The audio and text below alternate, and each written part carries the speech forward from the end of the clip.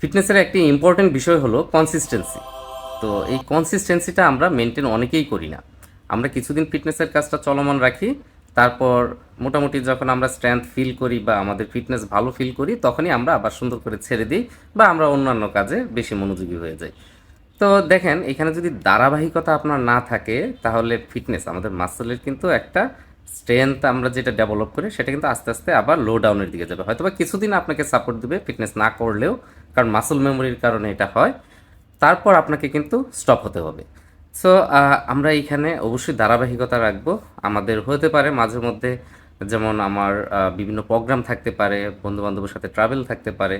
তারপর আমরা যদি একটু মাথায় রাখি তাহলে এই স্কিপ যে করছি যে দিনগুলা, সেটা কিন্তু আমরা খুব সুন্দর করে রিকভারি করতে পারবো।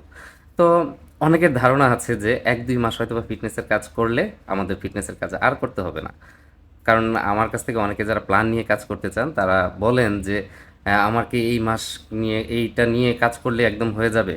আর কি ধারণা যে এই যে প্ল্যানটা দিচ্ছি এটা নিয়ে কাজ করার পর আপনাকে মনে হয় আর করতে হবে না। সেটাকে মেনটেন করতে হবে, সেটাকে ধরে রাখতে হবে, সেটার জন্য আপনার ফিটনেসটাও চলমান রাখতে হবে। তাহলে আপনি ফিটনেস থেকে ফুল ভালো ফিডব্যাকটা পাবেন। তো এইভাবে আপনার একটু কনসিস্টেন্সি মেনটেন করে কাজগুলা করুন। আপনি যে গেমেরই হন না কেন, ইনশাল্লাহ আপনার ফিটনেসটা খুব সুন্দর হবে এবং সেটা থেকে ভালো একটা ফিডব্যাক পাবেন। ভালো থাকবেন আপনারা সবাই। আল্লাহ হাফেজ।